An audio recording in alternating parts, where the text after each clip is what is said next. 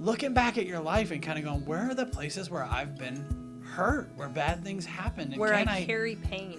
Can I share that pain with my partner and allow them access and so that they can respond?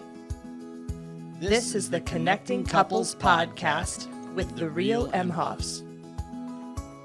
Hi, I'm Chad Emhoff. And I'm Angela Emhoff, and we're diving into episode 8 of our What We Wish We Knew series. We're going to try to give you a practical and tangible diving off point to use ARE. The acrostic we learned in the last episode.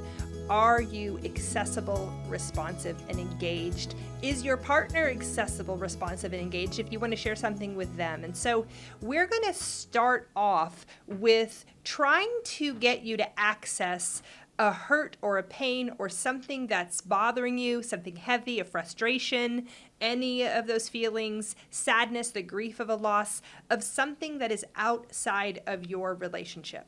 So it can't be anything that your partner has done. It can't be anything that your partner has caused or a relational interaction between you and your partner. But this is something, for example, like when we discuss this particular process, I got bullied when I was in elementary school, and it was really hard. And when I tried to share it with somebody who I thought was safe at the time, that didn't go well either. And I really shut it down for a long time. And when I started learning about this, when I understood TEMP, when I understood accessibility, responsiveness, when I understood what it would be like for somebody to be engaged in my process, it's something that I was able to share with Chad. And his response to my past hurt and his engagement in my pain from that past hurt really provided incredible healing for me.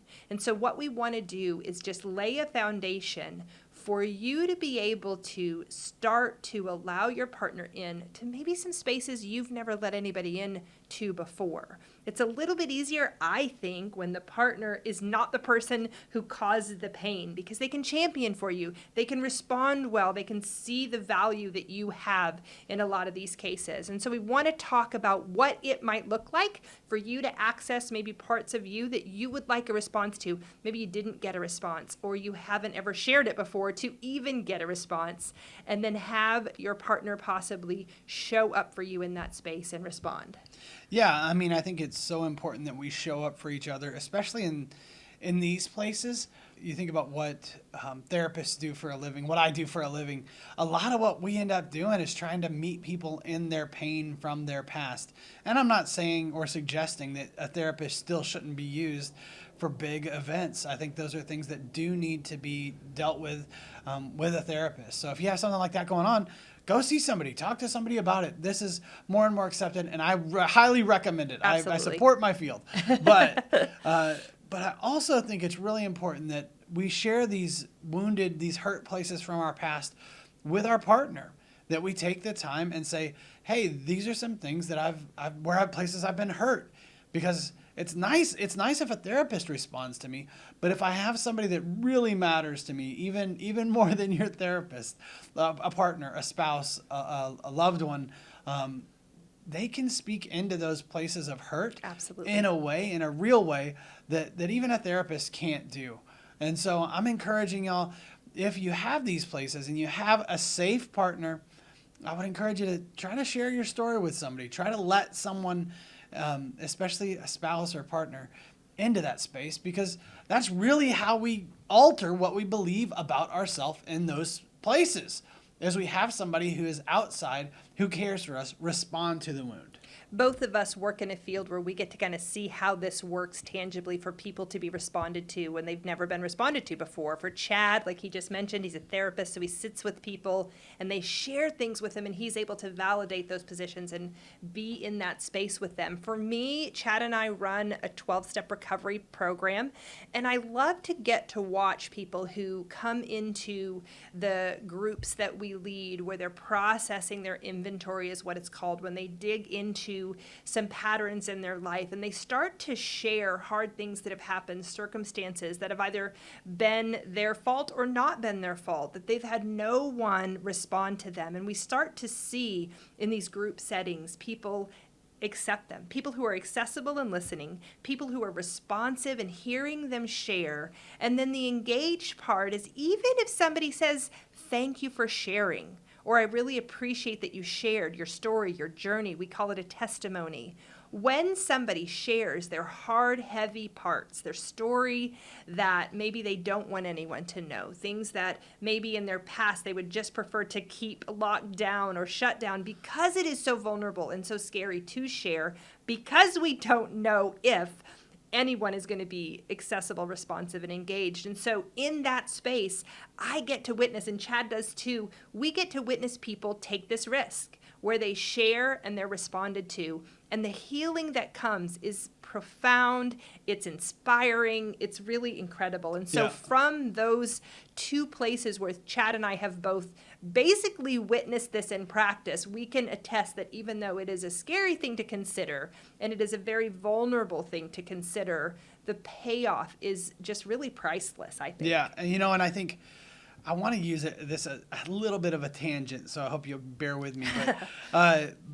But I was thinking about it the other day, and I was like, how when you get married, people kind of say, okay, now you're going to have to tell them, where you've been and what you've done and what's gone on in your life. And I used to be kind of scared of that, especially the first time I got married, I thought, man, this is going to be a big deal. Like, I'm going to have to tell them all my deepest, darkest secrets, and then I'm going to have to, it's like a confession or Some something sort of once you get disclosure. married. Yeah. And I'm like, and I think that maybe back when I was a kid, that was more prevalent. I don't know if people are still saying, hey, you got to tell your spouse everything. I'm not saying to tell somebody who's not safe everything, or to kind of bare your soul in a way that isn't safe. What I'm saying is, if you have a partner who is accessible and responsive and wants to engage, and the two of you are on a journey like this isn't to say, okay, now go do confession.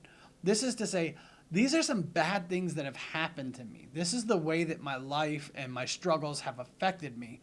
And if you're in a place to have your partner respond to you, and your partner's able and willing to respond to Absolutely. that, you guys are on a good stable platform. That is really where the deepest healing happens.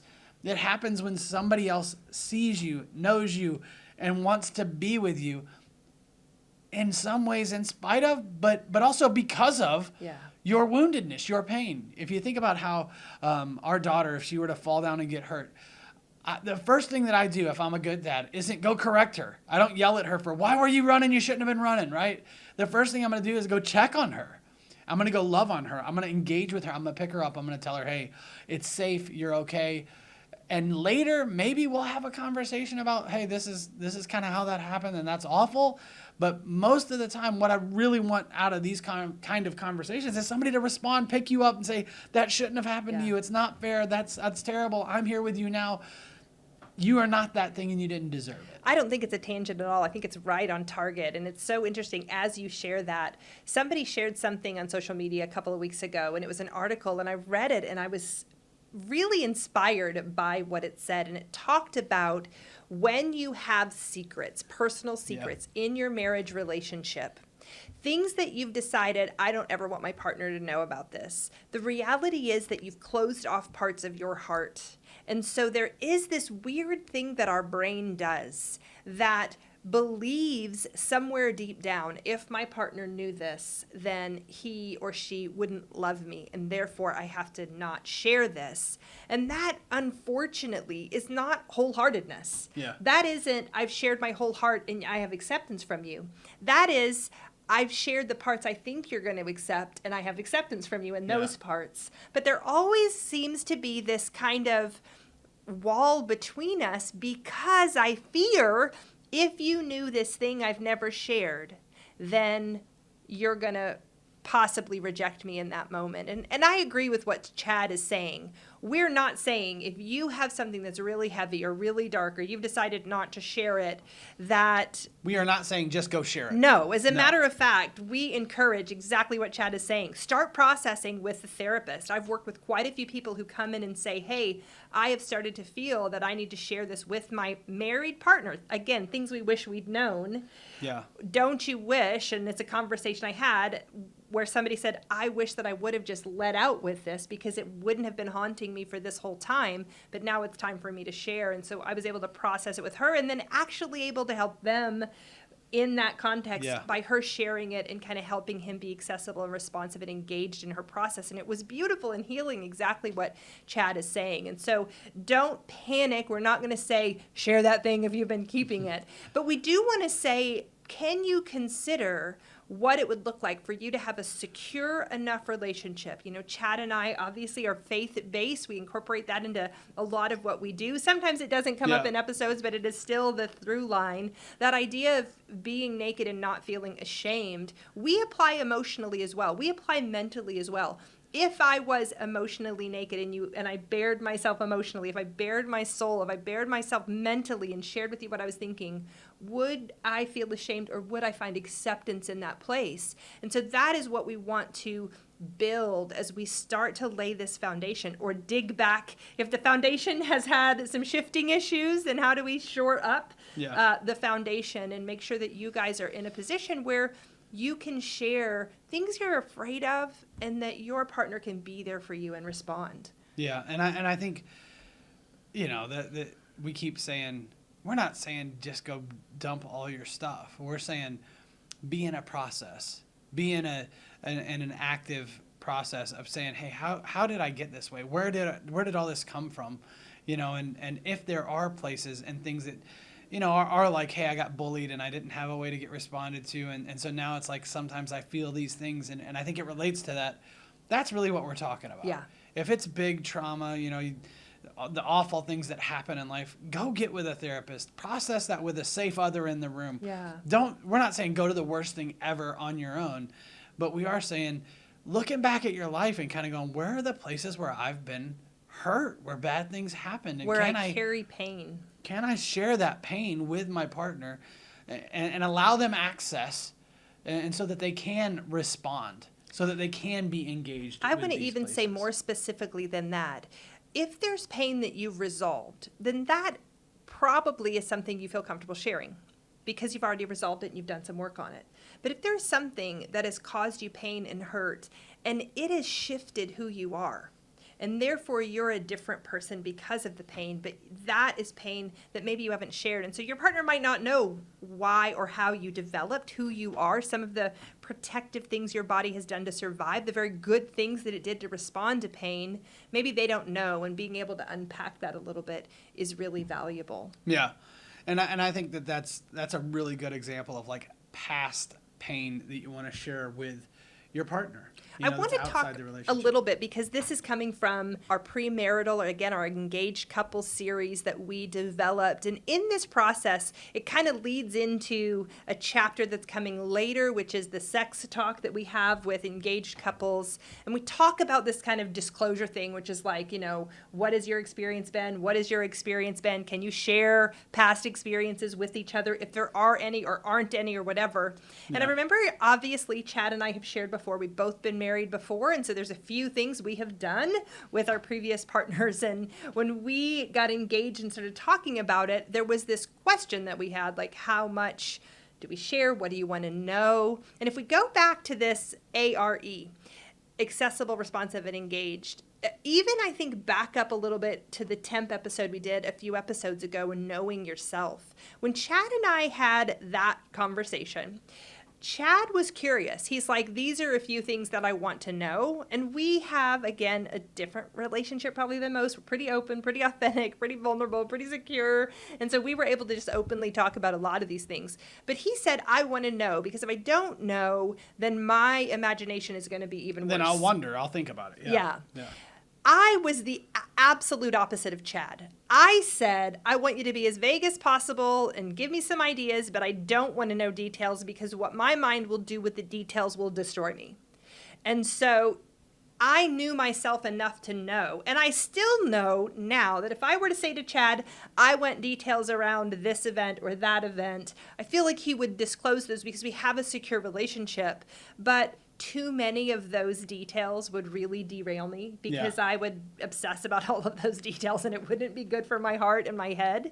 But that doesn't mean that I wasn't there for him emotionally. If there was an emotional pain caused or if something happened and I needed to respond to it, That is way different than digging into the details of previous relationships or that kind of thing. And so we want to make sure that you understand this isn't like Chunk in the Goonies where he's like, one time in the 3rd grade I made this fake puke, and you just start literally spilling everything.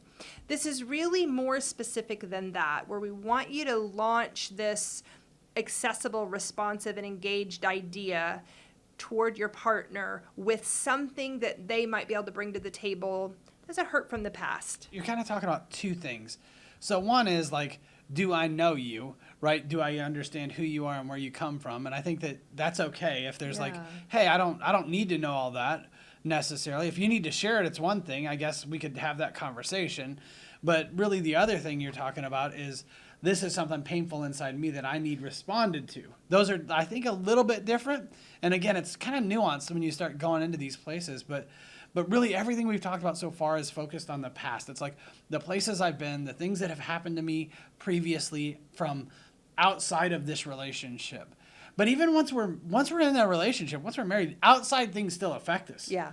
Right. And so I'm like, in my mind, I'm thinking about like even my grandmother, she died and she was 92 and a half and lived a great life and had a lot of really good things go on in her world and was a central part to our family.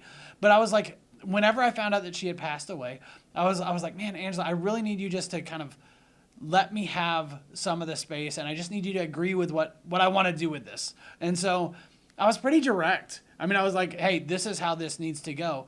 And so I really knew kind of what I needed from you. I was like, hey, this is what I need. I need you just to say yes to the hotel I want, do the things I want. I'm going to need to have some time over there. I'm going to this, I'm going to that.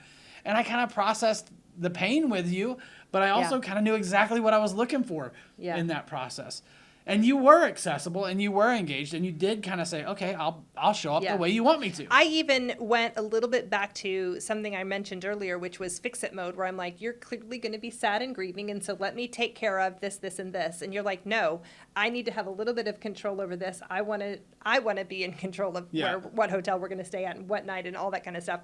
So I was like, oh, okay, well then you tell me what you need from me, because I do want to be available for you, and I don't want to overmanage it. Where if we flip that situation, when I'm in emotional distress and grief, my brain is foggy, and so I appreciate when you're like, let me just make this decision for you. So even that, I mean, Chad and I are sharing that we're two unique individuals in a committed relationship. We both experience differently this process. What Chad needs and what I need are different. So what it looks like for me to be accessible and responsive and engaged to Chad is going to look way different than what it looks like for Chad to be accessible and responsive and engaged to me. This whole series is really about not only getting to know yourself, but then how do you share that self-awareness with your partner so they get to know you. I can't tell you how many relationships Chad and I get to journey alongside where the partner says,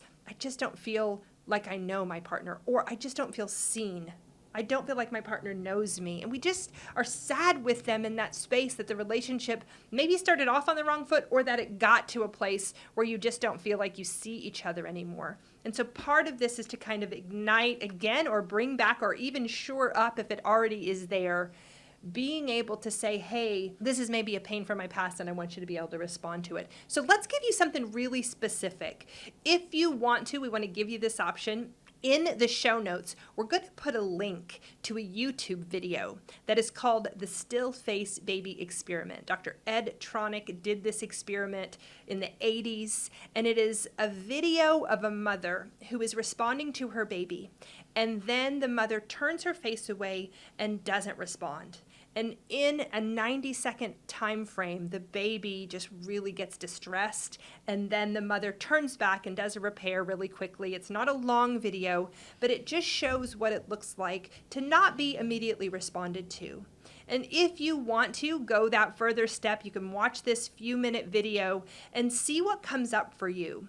When we do this in a workshop or in a seminar, we show this video, and then the question that follows it is this. Can you think about a time in your past when you needed somebody to respond to you, but they couldn't respond to you, or they didn't respond to you, or even worse, they responded to you poorly? If you can, go back into that space when you didn't get responded to and think, what were the circumstances around that event? And what would it have looked like had that person been able to or responded to you exactly the way you needed? That's kind of a launch point for you. If you can think about a time when you weren't responded to, that you needed a response, and maybe you shut it down, maybe it's something simple, maybe it's not something simple and it's heavier. If you can, our connect point is share that moment with your partner, a time when you didn't get responded to and you needed to, and ask them for that response that you need. What Chad is saying is his grandmother died and he knew what he needed. Specifically, I needed this from you. When I think about being bullied as a kid and I didn't get the response I needed, I shared that with Chad.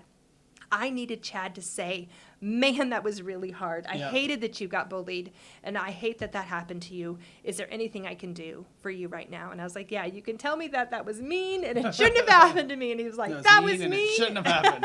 And that's what I needed in that moment. And for me to have a repair, and then he gave me a hug, and it was just a really good bonding moment. And that's what we're trying to help you have. We're trying to give you some bonding moments where you can build security, and you can actually rely on your partner to be there in some of this pain that you may have had. Thanks so much for checking this out. Take the time to do the connect point. As always, the best thing you can do for us is to really share this with a friend, give us a like, give us a comment, let us know where you're at with this. And again, make sure that you're in a secure place to do these things. These connect points aren't designed to start fights. They're not designed to cause conflict. If it's not a safe relationship, take the time and do it with a therapist or do it in another group context. But man, we do think it's important to take this to someone. If you're hurting and you have pain from your past, don't suffer alone. Reach out to someone and engage with that pain so that you can have a new experience with it. Thank you for checking this out, and we look forward to seeing you next time.